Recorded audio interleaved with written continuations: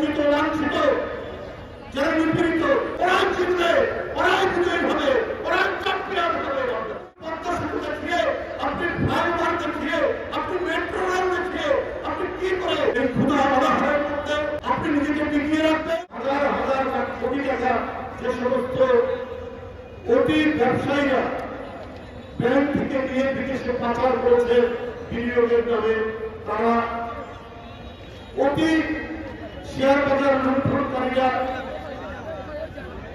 এই অতি মানবরা সবই তো আপনার লোক। এরা কি আপনাকে রক্ষা করবে?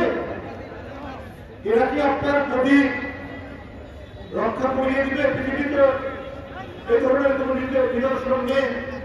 এই সভ্যতার যুগে কোন স্বৈরাচার তার এই ধরনের দৃষ্টান্ত স্থাপন করেনি যে অনাচার করে, লুণ্ঠন করে বা দুর্নীতি করে, নিজের দেশের টাকা লুট করে, নিজের দেশের ব্যাংকের টাকা পাচার করে ক্ষমতায় জিতেছেন প্রধানমন্ত্রী।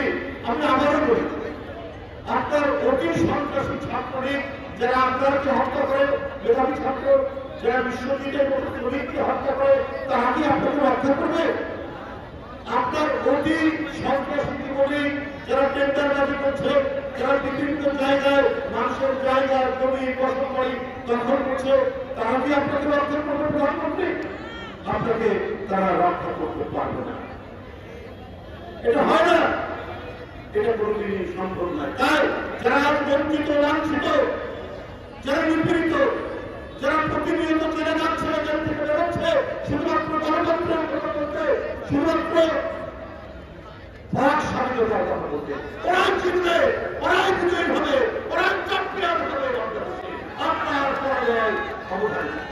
বড় বড় কথা বলছে, অনেক উন্নয়ন, 7 কোটি এদেশের মানুষ কোন রকমের জীবন জীবিকা নিয়ে চলে, কোন রকমের দিকে থাকে।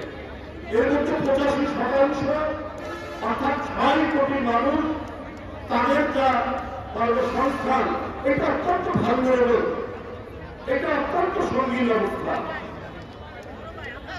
আপনি এদেরকে রক্ষা করেছে তারা কারা?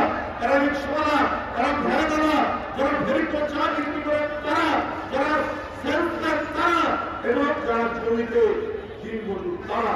এদের কোন রাষ্ট্রীয় নিরাপত্তা নেই, এদের কোন সামাজিক নিরাপত্তা নেই, এদেরকে সরকার কোন প্রোটেকশন দেয় না। এদের কি হবে? আজকে এই দিবসে কোথায় উন্নয়ন? আপনি পদ্মা সেতু দেখিয়ে, আপনি ফ্লাইওভার দেখিয়ে, আপনি মেট্রো রেল দেখিয়ে আপনি কি করে এই দুর্যোগের মধ্যে, এই ক্ষুধা অনাহারের মধ্যে, এই অতি মূল্যস্ফীতি, এই অতি দ্রব্যমূল্যের দামের মধ্যে আপনি নিজেকে টিকিয়ে রাখবেন? প্রধানমন্ত্রী আপনাকে সমালোচনা করলে এই যে এখন যেমন উত্তপ্ত রৌদ্র, এই ভয়ঙ্কর রৌদ্র, এই রৌদ্রে আপনার মাথাতে অগ্নি গরম থাকে। কত খুনের যে এদেশে ঘটেছে সেটা কার নির্দেশে আমরা জানি, কিন্তু আপনার কথা আমরা জানি যে আগ্নেয় গিরির মতো সবসময় ঘটতে থাকে, বিরোধী দমন করতে, গণতান্ত্রিক শক্তি দমন করতে। আর সেই দিন আসবে না। এবার জনগণের অতিরিক্ত শক্তি এই স্বৈরাচারের অতিরিক্ত প্রয়োগ হয়ে গণতন্ত্রের বিজয় নিশ্চিত হবে। খোদা হাফেজ। বাংলাদেশ জিন্দাবাদ।